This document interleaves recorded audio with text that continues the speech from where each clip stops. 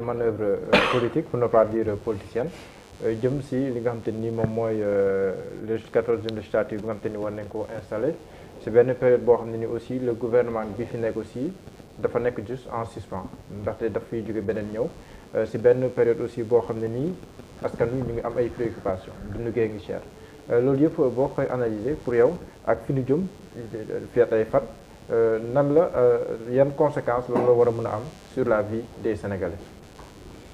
Alors j'ai déglu naa bu baax kilifa yi li ñu fi waxtaan dama am benn gis-gis boo xam ne dafa dem ci c'est quoi l'objectif, qu'est-ce qu'on veut faire, lan moo xew ak fan la ñu jëm, lan la ñu bëgg a def.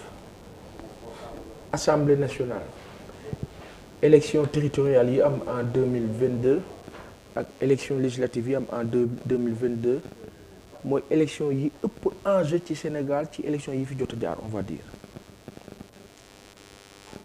Mais lan moo tax tey calcul bi bare na trop mais parce que enjeu yi dafa bare te enjeu yi daf ci bokk enjeu yi gën a important les enjeux économiques mooy fondement bi yëpp mooy que aujourd'hui tous les acteurs politiques réunis pouvoir comme opposition eux tous xam nañ l'importance de devoir bien se positionner et stratégiquement. Le pouvoir sait que mu ngi ci benn pente buy wàcc boo xam ne dina ko perdre loolu bare te xam na ni bu ko perdre sa waay pour jotaat si dana mel ni safaak maro ñi toogagul xam nañ ni lii bu nu si jotee dana mel ni dinañ ne yàlla dikk na waaye am na kenn ki nga xam ni moo la arbitre bi mooy nekk ci digg bi mooy le peuple sénégalais. Heureusement qu'il existe ce peuple-là. Exactly. Et heureusement que ce peuple-là ne va pas se laisser faire, ni pour l'un ni pour l'autre. Kon ñaar ñëpp ils sont sous la pression de devoir bien jouer. Ñaar ñëpp ils sont sous la pression de devoir bien calibrer. Mohamed. Maintenant, quand on parle de politique ou de politique politicienne, on peut se limiter à des calculs. Quand on parle de politique de construction, de développement, de politique d'émancipation sociale et de la cité en général, là, on est sur la raison. Passam, Ahmed Aidara est-il véritablement candidat wala candidat à la candidature? du ma enfoncé wu foofu bala ma si agsi dinaa ci wax. D'accord. Dinaa ci wax et wax nañ ci suba ci écran bi. Ahmed en a parlé mais dinaa ci wax. D'accord. Mais dama bëgg a wax rek ne laata loolu yëpp. Nos acteurs politiques qui ils sont Thierno, qu'est-ce qu'ils veulent? Am na lu Amadou wax sànq ça rassure pour l'opposition. Quand l'opposition bannit le sens du privilège ou des privilèges, c'est tentant. Mais tous les opposants disent qu'ils ne sont pas là pour le privilège. Tous les opposants du monde. Quand ils parlent, c'est dans le sens sacerdotal du terme. Et le discours de l'opposant est toujours tentant. Maintenant, au Sénégal, on a vécu des opposants qui sont venus au pouvoir et on s'est rendu compte d'une réalité. Les opposants, heureusement qu'il y a une surpression sur eux. Et cette surpression, moi, dimbali dëkk bi buñ sa tolloo inchallah. Maintenant, cette surpression doit aller dans le sens où cette opposition se retrouve à l'Assemblée nationale et que cette opposition-là, ci surpression boobu war ko pousser ci mu changer les fondamentaux de nos lois et règlements, c'est-à-dire d'une législation qui puisse permettre de mën a teg une contre-pression wala un contre-pouvoir vis-à-vis du trop de l'exécutif.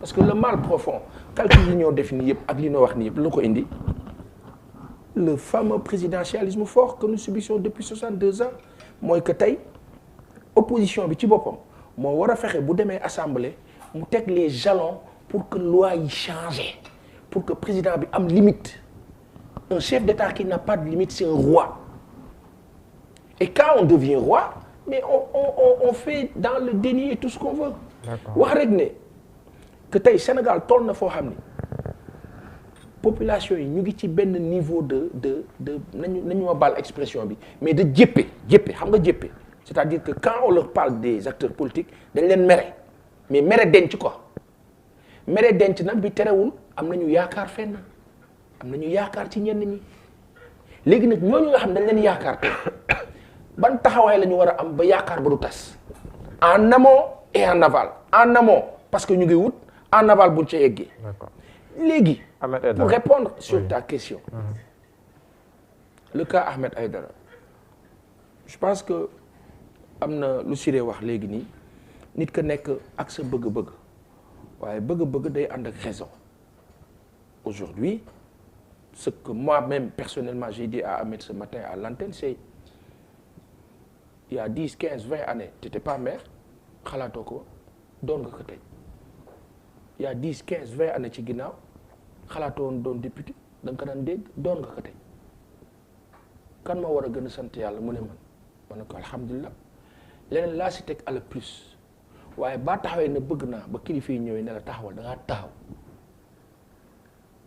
c'est ce qu'on a dit c'est ce qu'il a dit pour démentir certaines sorties amaana nag nit bi ci euphorie ak éclosion saa waay ganaar a gi nii tege xiif naa bëgg naa waaye ba bëggee nu la déet ganaar gi Cheikh Ousmane ko moom. man foofu ma dolli la sax. u delluwaat u taxaw.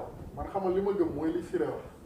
mais dafa am leneen lu mu bëgg ci suuf laaj la kaw. mooy li ñuy wax nag coowal fa coowukaay bi nag. mais l'un il peut se retrouver président groupe parlementaire. mais l'un dans l'autre c'est ce qu'on dit là moom mooy li nu gëm c'est ce qu'on dit avec Ahmed off the recorder comme in mais benn affaire moo am Sénégal tey jii nii mënuñu taxaw ñu ne waa Yewwi Askan Wi coalition Yewwi Askan Wi intercoalition Yewwi Wallu sacerdoce la noo xeex non ba pare ñoom ñu bëgg am jafe-jafe à ce niveau là bis bu ñu ko amee xam lan moo xew mais man taxaw naa ma ne yéen bu ngeen egg niveau boobu buñ sa naree egg man ma dem jëli carte APR mooy gën a gaaw pour wax rek ne. parce que du am différence. non parce que ce sera la même chose. Oui. Et aujourd'hui cette opposition là a tout intérêt à s'unifier et à s'unir c'est-à-dire que le contraire mooy que benn Sénégalais du am yaakaar en 2024. D'accord. Parce que après on sera.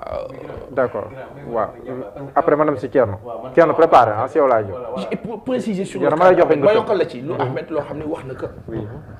moo di ne la dernière fois que bi ngay annoncé l'histoire de sa déclaration là. Il a dit Khalifa Ababacar Sall a appelé. wax la kii lan moo wax ma dégg ma tegaat ci suuf. donc le débat à ce niveau ne se pose. parce que après tout. mu ne Khalifa woo na ko après moom tam woo na Sonko. un Khalifa Ababacar Sall un Ousmane Sonko et tous les cadres qui sont là-bas à un certain niveau. au-delà nag de li nga xam ne mooy la logique bi ñu nekkoon conférence des leaders ka fa sës la noo jël au-delà nag de ka fa sës ak tout ce qu'on veut raison am na ak waxtaan ñoom dañuy waxtaan seen biir et ils ont intérêt bu ñu waxtaanee nag que benn candidat ñaar ñett whatever stratégiquement c'est des gens qui sont acteurs xam nañ li yoonu ñu def ko. d'accord non man loolu sax amul parce que loolu ci jeu politique la bokk. loolu ci action politique la bokk.